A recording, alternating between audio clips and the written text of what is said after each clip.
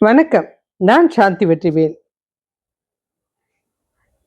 நிறைய பேருடைய மனசுல ஏகப்பட்ட கவலை, கஷ்டம், என்ன பண்றதுன்னு தெரியாம வாழ்ந்துட்டு இருக்கோம். அதுக்காக தான் இந்த கதை. ஒரு சாதாரண படிப்பறிவில்லாத மீனவன் கத்துக் கொடுத்த வாழ்க்கை பாடம். நிறைய பேரு வாழ்க்கை கத்துக் கொடுக்க முடியும். எல்லாருக்கும் வாழ்க்கைய பத்தி தெரியுமான்னா, எவ்வளோ படிச்சாலும் தெரிஞ்சுக்க முடியாது. அனுபவம் மாத்திரம்தான் அதை கற்றுக் கொடுக்க முடியும். அதை பற்றி தான் நம்ம இந்த கதையில் பார்க்க போகிறோம். ஒரு கடற்கரை ஓரமாக ஒருத்தன் கண்ணில் இருந்து ஸ்டாப் பண்ணா கூட நிற்கல, கண்ணீர் வந்தபடியே அந்த கடலை பார்த்துக்கிட்டு அப்படியே உட்காந்துருக்கான். அவனுக்கு வாழவே விருப்பம் இல்லை. இது நம்ம கடலை பார்த்து அவன் அழுகும்போதே தெரிஞ்சிருச்சு, இவன் அந்த எண்ணத்தோடு தான் வந்திருக்கான்னு.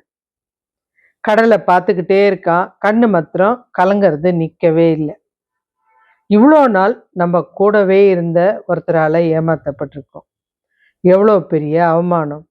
நம்ம பக்கத்துலேயே சூழ்ச்சி நடக்குது, ஆனால் நம்ம எதிர்க்க தெரிகிற மாதிரியே நடந்தாலும் நம்மளால கண்டுபிடிக்க முடியல. இவ்வளோ ஒரே நாளில் அதல பாதாளத்தில் போய் விழுந்துருவோமா? திரும்பவும் இந்த வாழ்க்கையை எப்படி நான் மீட்டெடுக்க போகிறேன்னு தெரியலையே. இதெல்லாம் ஒரே குழப்பம், சிந்தனை. கண்ணை தொடச்சிக்கிட்டே அந்த கடலை பார்க்குறான். என்னை நம்பி என் குடும்பம் இருக்குது, எப்படி காப்பாற்றுவேன்? எதுவுமே தெரியல. அந்த அழுக அந்த அளவுக்கு இருந்தது. ஒரு விஷயம் நீங்கள் புரிஞ்சுக்கணும். இப்போ வீட்டை கவனிக்கிறது யாரு? பெண். சமையலை கவனிக்கிறது, குழந்தைகளை கவனிக்கிறது. நீங்கள் யோசிச்சு பாருங்களேன்.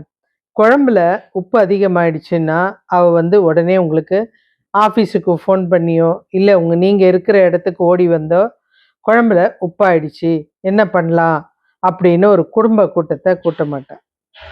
அவளே டக்குன்னு அதுக்கு தேவையான மாற்று விஷயத்த செஞ்சு அதை சரிப்படுத்திடுவா. நமக்கு சாப்பாடு சரியாக கிடச்சிடும். நம்ம தாங்க இந்த ஆண்கள் மாத்திரம்தான் கலங்கிறது. ஏன் ராஜா? கொஞ்சம் நிதானமாக யோசிக்கலாமே. அதனால் இந்த இளைஞன் அழுதுகிட்டே உட்காந்துருக்கான். அப்போ மீன் பிடிக்கிறதுக்கு நிறைய பேர் வந்தாங்க. ஒவ்வொருத்தரும் படகை எடுத்துட்டு போனாங்க. அதில் ஒருத்தனுடைய கவனம் மாத்திரம் இந்த பையனை பார்த்துச்சு. இவன் அழுகிறான்னா இவனுக்கு ஏதோ வருத்தம். அதுவும் கடற்கரையில் கடலை பார்த்த மாதிரி அழுகிறான்னா எந்த நிமிஷம் வேணும்னாலும் இந்த மூளை எப்படி வேணாலும் மாற்றிடும். ஒரு நிமிஷம் நம்ம வாழ்க்கையை முடிக்கிறதுக்கு போதும். ஆனால் அதே ஒரு நிமிஷம் நம்ம வாழ்க்கை எப்படி வாழணுன்ற அழகான விஷயத்த சொல்லி கொடுக்கும். அந்த ஒரு நிமிஷத்துக்கு காத்திருக்க மாட்டேன்றீங்க. எல்லாருக்கும் அவசரம். இந்த பையன் அழுதுகிட்டே இருக்கான். அவன் படகை எடுத்துகிட்டு போனான், கரையோரம் வச்சுட்டு வந்தான். அவனுடைய கண்ணு இந்த மீனவனை பார்க்கல. அந்த கடலை மாத்திரம்தான் வெறிச்சு பார்த்துக்கிட்டு இருந்தது. ஏன்னா அவர் ஒரே குறிக்கோளோடு இருக்கார். இந்த மீனவன் நேராக வந்தான். தம்பி, என்னப்பா பண்ணுற? இது பதிலே பேசல. திரும்பவும் அந்த கடலை பார்க்குறான். சுலபமாக அந்த மீனவனால் கணிக்க முடிஞ்சிருச்சு. இவன் ஏதோ முடிவை எதிர்பார்த்து தான் வந்திருக்கான், ஏதோ பண்ண போகிறான். நம்மளால் முடிஞ்சது ஒரு உயிரை காப்பாற்றினா மாதிரி இருக்கும் அப்படின்னு யோசிச்சு, தம்பி, நாங்கள் படகுல கடலுக்கு போகிறோம், மீன் பிடிக்கிறதுக்காக போகிறோம். நீ சும்மா இருந்தால் வாயேன், ஏன்னா ரொம்ப சூப்பராக இருக்கும். அந்த கடல் அலையும் அதில் துள்ளி குதிக்கிற மீனும் அழகழகாக பார்க்கலாம். நீ இது வரைக்கும் கடலுக்கு போயிருக்கியா? போனதில்லைல்ல, வா அப்படின்னு கூப்பிட்டான். இவனுக்கு அந்த ஒரு நிமிஷம் அவன் சொன்ன அந்த ஒரு வார்த்தை, கடல் மீன் அழகழகாக இருக்கும், அலை நல்லா இருக்கும், அந்த ஒரு வார்த்தை அவனுடைய மனசை மாற்றுச்சு. ஒன்றும் மாற்றலை. அந்த கடலுக்கு போயிட்டு நம்ம முடிவை எடுத்துக்கலாம் அப்படின்னு நினச்சி, சரி வரேன் அப்படின்னா. படகுல ஏறி உக்காந்ததுமே அவனுக்கு அவ்வளோ நேரம் இருந்த மனக்குழப்பம், பிரச்சனை எல்லாமே ஒரே நிமிஷத்தில் கரைகளே விட்டுட்டான். முழுக்க முழுக்க நம்ம இவன் சொன்ன மீனை பார்க்க போகிறோம், கடல் அலையை பார்க்க போகிறோம். புது ஒரு விஷயம் இது, அவன் வாழ்க்கையில் பார்க்காத விஷயம். கடல்ல போறோம் அப்படின்றதே ஒரு ஆச்சரியமான விஷயம். இந்த படகு போயிட்டே இருக்கு. திடீர்னு கருப்பா மேகம் சூழுது. ஏன்னா இந்த மழை எப்ப வரும், அலை எப்ப அடிக்கும்னு சொல்ல முடியாது. அப்படியே கருப்பா சூழுது. அலை பயங்கரமா அடிக்குது. சுழலுது அந்த படகு. அவ்வளோதான். இவனுக்கு பயம். யோவ்! நான் அங்க கடற்கரையில தானே உட்காந்துருந்தேன். என்ன கூட்டிட்டு வந்து இப்படி ஆபத்துக்கு கொண்டு வந்துட்டியே! என் உயிர் போச்சுன்னா யார் பதில் சொல்றது? இப்ப வாழணுன்ற ஆசை அவனுக்கு. ஐய்யய்யோ! என்னை இட்டுன்னு போய் கடல்ல விட்டுரு. அவனும் எவ்வளோ சொல்றான். பயப்படாத தம்பி, நான் தான் பார்த்துக்கிறேன். நீ பார்த்துப்ப என் உயிர் போன அப்புறம் யார் பார்க்கறது? என்ன கொண்டு போய் கடல் கரையில விட்டுரு. நான் அங்கேயே இருந்துக்கிறேன் அப்படின்னா. இவன் அத கேட்கவே இல்ல. இது என்னோட படகு, என்னோட இஷ்டம். நான் என்ன பண்றேனோ அமைதியா பார்த்தா மாத்திரம் போதும். உனக்கு பயமா இருந்தா கண்ண மூடிக்கிட்டு உட்காந்துக்கோ அப்படின்னா. என் வேலைய கெடுக்காத அப்படின்னா. இவனும் ஓயாம குரல். ஐயையோ! நான் அங்கேயே உட்காந்துருப்பேனே! என்ன கொண்டு வந்து இப்படி சாகடிக்கிறியே! உன்ன நம்பி வந்தேனே! எனக்கு எவ்வளோ வேலை இருக்கு. எல்லாமே கெட்டுப்போச்சு. அப்படின்னு படபடன்னு கத்துனான். யோவ்! கத்தாத. ரொம்ப கத்துனீன்னா, இந்த படக கவுத்துட்டு போயின்னே இருப்பேன். என்ன பத்தி உனக்கு தெரியாது. எத்தன பேர நானு இந்த கடல்ல கொண்டு வந்து கொன்னுருக்கேன் தெரியுமா? அப்படின்னு சொன்னதுமே அவனுக்கு பயம். நம்ப வந்து தனிமையில உட்கார்ந்திருந்தோம். இந்த மீனவன் நம்மள கூட்டு வந்து ஏதோ கடல்ல தள்ளி விளையாட போறான் போல இருக்கு. இவன் யாரு ஏதுன்னு விசாரிக்காம வந்துட்டோமே! அப்படின்னு பயம். அந்த பயத்துல அவன எதிர்த்து பேச முடியல.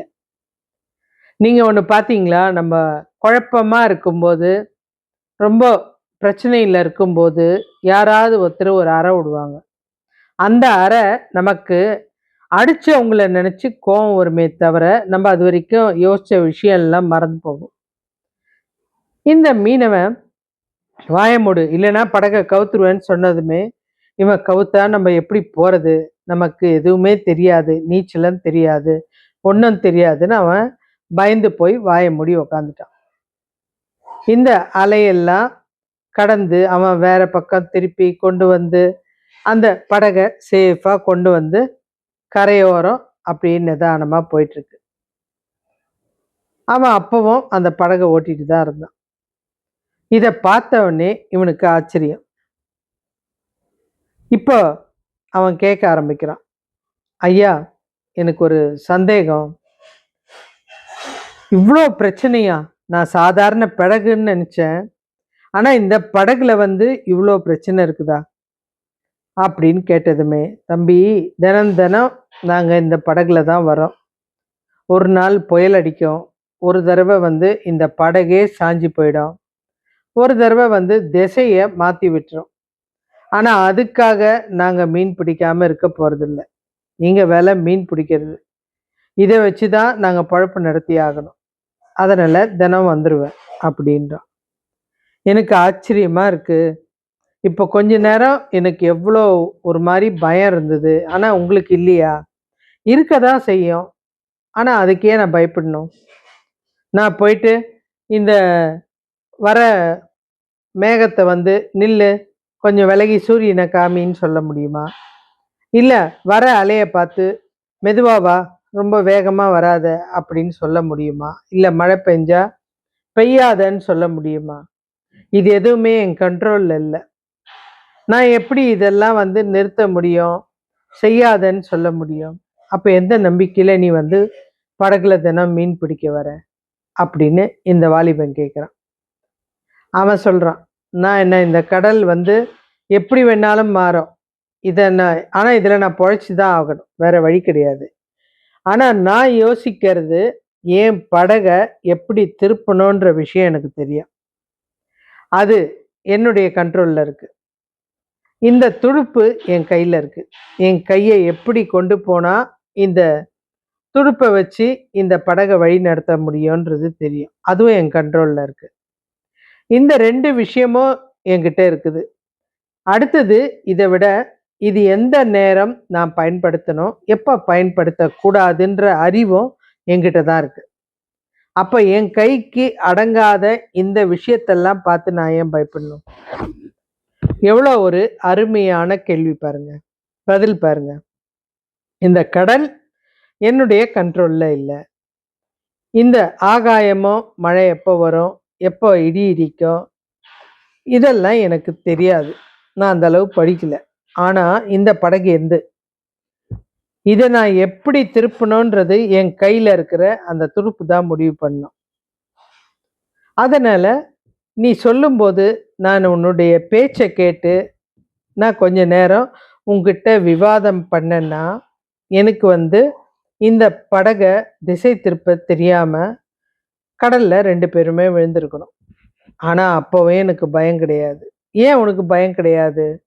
அப்படின்னு கேட்டா. "இல்ல தம்பி, இப்ப இந்த கப்பல் விழுந்துச்சு, துடுப்பு உடைஞ்சு போச்சு, கவலையே கிடையாது. என்னால நீந்த முடியும். என் மூச்சு என் கையில இருக்கு. அது இருக்கிற வரைக்கும் நான் போராடுவேன். எப்படியாவது நானு வந்துருவேன். கரைக்கு வந்துருவேன். அது என்கிட்ட தெரியும். அதனால தான் நான் வந்து இதெல்லாம் நீ பேசும்போது உன்ன அடக்கிட்டேன். ஏன்னா, நீ வந்து என்னுடைய மைண்ட நான் யோசிக்கிற திறன குறைச்சிருவேன் பேசுறதுனால. அதனால உன்ன முதல்ல அடக்கிட்டேன். அடுத்தது என்னுடைய சிந்தனைய வச்சு, நான் இந்த பக்கம் போனா கொஞ்சம் கம்மியா இருக்கும் காத்து அப்படின்னு அப்படி வந்து கரையோரம் வந்துட்டேன். இதான் விஷயம் அப்படின்னு சாதாரணமா சொல்லிட்டான். இவனுக்கு அப்பதான் வந்து புரியுது. தினம் தினம் ஆபத்தா இருக்கிற ஒரு விஷயம். அந்த கடல். அதுல ஒருத்தன் போய் மீன் பிடிச்சிட்டு வரான். ஆனா வெற்றியோட வரான். அதுல தான் வாழ்க்கையே வாழ்ந்தாகணும். நம்ம இந்த ஒரு தொழில் மாத்திரம் கிடையாது. ஆகாயத்துல இருக்கிற விமானம், இந்த மாதிரி படகு, வீதியில போறது, எல்லா விஷயத்திலயும் பிரச்சனை இல்லாத ஒரு சின்ன வேலை கூட கிடையாது. வீட்ட விட்டு வெளியில கால வச்சோம்னா, நம்மள சுத்திலும் பிரச்சனை தொடர்ந்து வந்துகிட்டு தான் இருக்கும். அவனுக்கு இப்பதான் தெளிவா இருந்துச்சு புத்தி. ஏன்னா படகுல போம்போது நெனச்சான், குடுத்து வச்சவன் தினமும் கடல் அலைய பார்ப்பான்னு. ஆனா அங்க போன அப்புறம் தான் அவன் பிரச்சனை தெரிஞ்சுது. இப்ப இந்த பயம் இல்லாததுனால தான் அவனால அடுத்து என்ன செய்யணும் அப்படின்ற யோசனை, தெளிவெல்லாம் வருது. அவன் சொன்னத கேட்டதும் இந்த இளைஞன் மனசுல ஒரு மாற்றம். வாழ்க்கைய புரிஞ்சுக்கிட்டான். ஆமா, நமக்கு வாழ்க்கையில போராட்டம், பிரச்சனை, சவால் இதெல்லாம் நெறைய வந்துகிட்டு தான் இருக்கும்.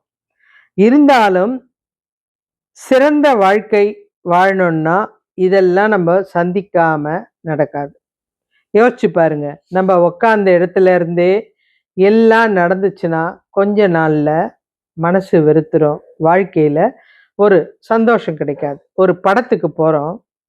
அதுல வந்து காதல் காட்சி.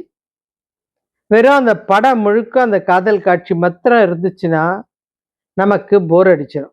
சந்தோஷமா சிரிச்சு வாழ்ந்துகிட்டே இருந்தாங்கன்னா, வில்லன் இல்ல, எதிர்க்கிறதுக்கு அப்பா இல்ல, துன்பத்த சந்திக்கிறதுக்கு குழந்தைங்க இல்ல. வெறும் இவங்க அமைதியா பாட்டு பாடிக்கினே நாடு நாடா சுத்திக்கிட்டு இருந்தா, அது வந்து படமா இருக்காது. ஏதோ ஒரு அவார்டு படம் மாரி ஆயிடும். நல்லாவே இருக்காது. புடிக்காது. திடீர்னு ஒரு வில்லன் வருவான். அவன் எந்த பக்கம் இருந்து வந்து தாக்குவான்னு தெரியாது. நம்ப வந்து அந்த உட்கார்ந்திருக்க சீட்ல இருந்து முன்னாடி வருவோம். ஏன்னா, அந்த படம் நம்மளுக்கு புடிச்சிடும். அந்த வில்லன இவன் எப்படி எல்லாம் எதிர்கொள்றானோ, அப்ப நமக்கு அந்த ஹீரோ மேல ஒரு தனி மரியாதை வந்துரும்.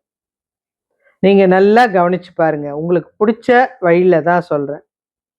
அந்த ஹீரோ வந்து எவ்வளவுக்கு எவ்வளோ எதிர்ப்ப சந்திக்கிறானோ, அவன் சிறந்த ஹீரோவா உங்க மனசுல பதிஞ்சிருவான். ஆனா, இந்த வில்லன் வந்து நடுப்புறம் நடுப்புறம் தடுத்துக்கிட்டே இருந்தா தான், அந்த ஹீரோவுடைய வீரம் தெரியும். ஒரு தோல்வி இருந்துச்சுன்னா தான் வெற்றியுடைய அடையாளம் தெரியும். வெறும் சிறப்பு மாத்திரம் இருந்துச்சுன்னா, அது இன்ட்ரெஸ்டாவே இருக்காது. 2 1/2 மணி நேர படத்துக்கே ஒரு வில்லன் இருந்தா தான் வாழ்க்கை நல்லா இருக்கும்னா, நம்ம வாழ்நாள் முழுக்க நெறைய துரோகிகள், வில்லன்கள், எதிர்ப்புக்கள், சவால்கள் இதெல்லாம் வரணும். இதெல்லாம் வந்தா தான் நீ யாருன்றது தெரியும். இந்த இடத்துலயும் உங்களுக்கு ஒரு விஷயம் சொல்றேன் பாருங்க. உங்க குடும்ப வாழ்க்கை. குடும்ப வாழ்க்கைக்கு மாசம் ரூ. 20,000 இருந்தா போதும். அப்படின்னு நான் சொல்றேன். அடுத்த மாசம் திடீர்னு 30,000 ஆயிடுச்சுன்னா, உடனே கோவத்துல கத்துறீங்க. இந்த மாசம் 30,000 எப்படி வரும்? நான் 20,000 தான் நெனச்சேன். அப்ப நீங்க யோசிச்சு பாருங்க. அந்த 20,000ல கண்டிப்பா குடும்பம் நடக்கும். எதுக்காக 30,000 ஆச்சு? நம்மளுடைய ஆசைகள் அதிகமாக, அதிகமாக செலவுகள் அதிகமாகும். செலவுகள் அதிகமானா, நம்மளுடைய எண்ணம் அத விட அடுத்த இலக்கை நோக்கி போகத்துக்கு ஒரு தைரியம் வரும். நீங்க வந்து ரூ. 20,000க்கு ஒரு வேலை கிடைச்சா கூட, "இல்ல சார், எனக்கு வந்து ரூ. 40,000 வேணும்." அதுக்குண்டான உழைப்ப நீங்க குடுக்க ஆரம்பிச்சுருவீங்க. முக்கியமே அதுதான். நம்ம வாழ்க்கையில உயர்றோம்னா, கஷ்டங்கள் வரும், செலவுகள் அதிகமாகும், வீட்டு தேவைகள் வேற வேற மாறிக்கிட்டே போகும். இத விட இன்னும் பெஸ்ட்டு, இன்னும் பெஸ்ட்டு. அப்பதான் நீ ஓவர் பெஸ்ட்டா ஆக முடியும். இருக்கிற வாழ்க்கை போதும்னா, நீ எப்பவும் ஏழையா ஒரே குடிசையில உட்காந்து, ஒரு ரூ. 100 சம்பளத்துல உட்காந்து, நீ ஒரே நிலையா வாழ்ந்துட்டு போலாம். இதையெல்லாம் ஒரு பிரச்சனைன்னு நினைக்கிறத விட, ஒரு சவாலா நினைச்சு பாருங்க.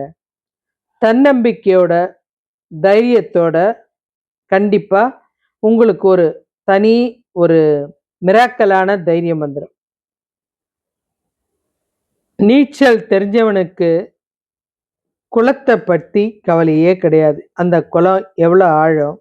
அதுல எப்படி நம்ம வெளியில வரணும்? இந்த கவலையே இல்ல. வாழ்க்கைய நம்ம நல்லா வாழணும்னு முடிவு எடுத்துட்டோம்னா, எது வந்தாலும் சந்திக்கணும். பயப்படவே கூடாது. நம்ம விவேகானந்தர் சொல்லியிருக்காரு பாருங்க. மரணம் ஒரு முறைதான் வாழ்க்கையில வரும். அது வரும்போது நீ இருக்க போறதில்ல. நீ இருக்கும்போது அது வரப்போறதில்ல. அப்புறம் ஏய்யா உனக்கு இந்த பயம்? உண்மையான விஷயம் இது. அதனால சும்மா ஒரு சின்ன சின்ன விஷயத்துக்கெல்லாம் பயந்து, என்னால வாழ முடியாது. என்னால இதுக்கப்புறம் பொழைக்கிறது கஷ்டம். நீ யார் முடிவெடுக்க? கீழ விழுந்தவன் அடுத்த நிலை என்னான்னு தெரியாதவன் கூட ஒரு காலத்துக்கு அப்புறம் மிக உயரமான இடத்துக்கு போயிருக்கிறத நம்மளே நிறைய விஷயத்துல தெரிஞ்சிருக்கோம். புராணத்திலயும் சரி, நம்ம பக்கத்து வீட்ல, எதிர் வீட்ல யாரையாவது ஒருத்தர பார்த்துருப்பீங்க. அடுத்து எப்படி வாழறதுன்னே தெரியாது. ஆனா ஒரு 2 வருஷம் கழிச்சு பாருங்க, அந்த குடும்பம் ஏதோ ஒரு முன்னேற்றம் அடைஞ்சு, நாங்க பக்கத்துல இடம் வாங்கலான்னு இருக்கோன்னுவாங்க. அதுக்கு காரணம் அவங்க அத வந்து தோத்து போயிட்டோன்னு விடல. அந்த இடத்துல வந்து அவங்க வாழ்ந்தே ஆகணும் அப்படின்னு முடிவெடுத்தாங்க. இந்த இடத்துல நானு உங்களுக்கு ஒரு விஷயம் சொல்லணும். இது உண்மையா நடந்த சம்பவம். ஒரு பெண் எவரெஸ்ட் சிகரம் ஏறுறதுக்காக அவளுடைய கிராமத்துல இருந்து கிளம்பி வரா. அவளுக்கு வந்து சரியான நேரத்துக்கு போகணும். ஒரு ட்ரெயின்ல கிளம்பி வந்துட்டா. கிளம்பி வந்ததுமே ட்ரெயின்ல வந்து யாருமே இல்ல. மோசமான ஆட்கள் தான் இருந்தாங்க. அவங்க அந்த பெண்ண வந்து தவறா பயன்படுத்தி அந்த ட்ரெயின்ல இருந்து வெளியில தள்ளி போட்டாங்க.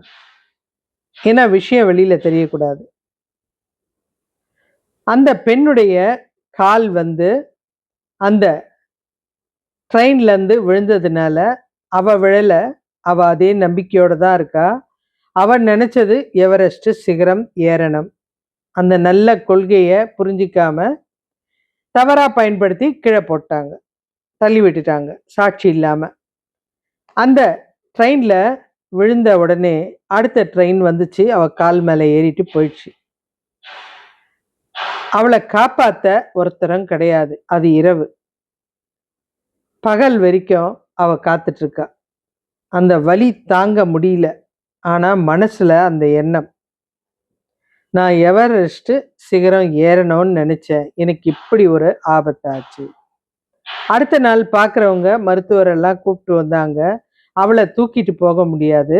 அதனால அங்கேயே வந்து அவளுக்கு கொஞ்சம் ட்ரீட்மெண்ட் எடுத்துட்டு, அதுக்கப்புறம் தான் அவள மருத்துவமனைக்கு கூட்டு போறாங்க.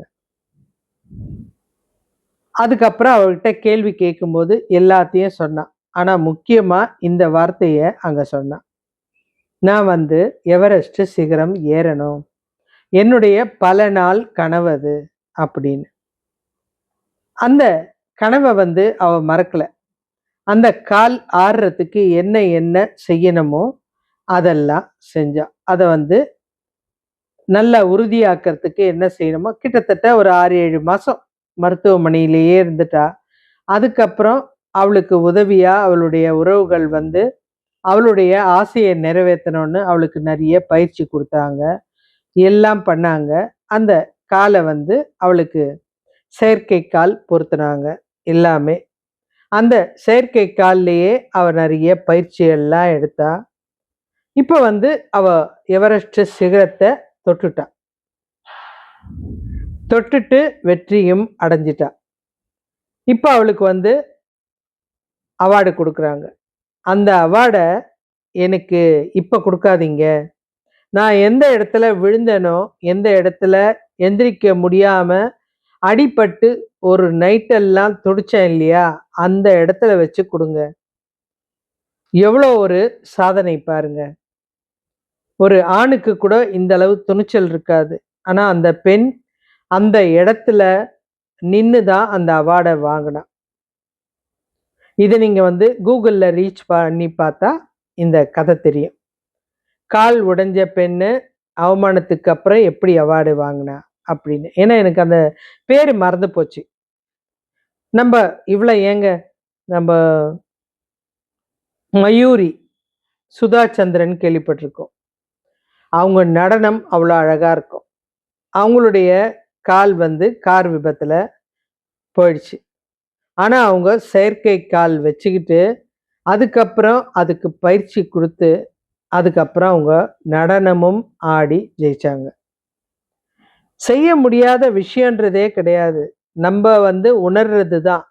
என்னால முடியாது, இது நடக்காது, இது இதோட முடிஞ்சு போச்சு. எனக்கு இதுக்கப்புறம் அந்த தகுதி கிடையாது. நீங்க உங்க தகுதிய முடிவெடுக்க முடியாது. உங்களுக்கு தெரியுமா? காக்கா அழகு இல்லன்றது காக்காக்கு தெரியாது. மயிலு தோகை இருந்தா ரொம்ப அழகா இருப்போன்றது மயிலுக்கு தெரியாது. நமக்கு மாத்திரம் தான் என்ன என்ன பிரச்சனை வரும்? இந்த பிரச்சனையினால நம்ம எப்படியெல்லாம் துன்பப்படுவோம்? இந்த யோசனை தான் நம்மள அழிக்குது. அதனால தான் இந்த பறவைங்க எல்லாம் சந்தோஷமா வாழ்ந்துட்டு இருக்கு. நமக்கு வந்து நடக்கிறது, நடந்து முடிஞ்சது இதெல்லாம் யோசிக்கிறோம். உலகத்துல தீர்க்க முடியாத பிரச்சனை எதுவும் கிடையாது. எந்த பிரச்சனையும் நம்மளுக்கு நிரந்தரமும் கிடையாது. ஒண்ணு முடிஞ்சதுன்னா, அடுத்து வேற பிரச்சனை வரும். நீங்க இது முடிஞ்சா அதோட வாழ்க்கையில இனிமேல் நிம்மதியா இருக்கலாம். அப்படின்னு மாத்திரம் நினைக்காதீங்க. ஆனா இந்த பிரச்சனை தான் உங்கள பட்டம் தீற்ற, அதாவது பட்ட தீற்ற வைரம். அத நீங்க ரசிக்க பழகிட்டீங்கன்னா, அடுத்த பிரச்சனை தான் தோணும். எப்பவுமே ஒரு விஷயம் யோசிங்க. ஒரு 3 கேம் இருக்கு. 3ல எத நீங்க தேர்ந்தெடுப்பீங்க? சுலபமான கேம தேர்ந்தெடுத்தா, அத நீங்க வெற்றி அடையறதுல பெரிய விஷயம் கிடையாது. எது முடியாதோ அத முதல்ல எடுத்து பாருங்க. உங்களுடைய எண்ணம் தன்னால மாறும். நம்ம பிறக்கும்போதே கடவுள் வந்து நம்ம பக்கத்துல பிரச்சனைன்னு ஒரு மூட்டைய கட்டி வச்சிருவாரு. உங்களுக்கு முதுகுக்கு பின்னாடி அதற்குண்டான தீர்வு ஏன் வச்சிருவாரு. அத வந்து நம்ம சரியா எடுக்கணும். சில பிரச்சனை வந்து உங்களுக்கு வந்து உடனே தீந்துரும். சிலது நீங்க போராடி தீர்க்கணும். சில பிரச்சனை உங்க வாழ்க்கையில தொடர்ந்து கடைசி வரைக்கும் வரும். அத நீங்க கண்டுக்காம விட்டுறது பெட்டரு. ஏன்னா அதனால என்னன்னா, அதுவே வந்த இடம் தெரியாம மறைஞ்சு போயிடும்.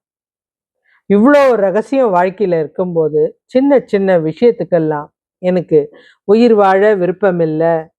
எனக்கு இதுக்கப்புறம் எதுவும் செய்ய முடியாது. இதெல்லாம் யோசிக்கவே யோசிக்காதீங்க. உலகம் கடல் அளவு பெருசு.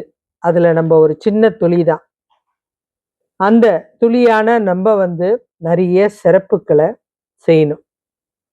எந்த படகும் அழகா செஞ்சு கடற்கரையோரம் நிக்க வச்சா, அதுல வந்து தேவையில்லாத ஒரு போட்டு வைக்கிற குடோன் மாரி ஆயிடும். ஒரு 4 டயர கொண்டாந்து போட்டு வைப்பான். 4 நாய்கள் வந்து படுத்து தூங்கும். அதுவும் இல்லாம வந்து தேவையில்லாத பொருள் எது எது இருக்குதோ, கிழிஞ்சு போன வலை இதெல்லாம் தான் இருக்கும்.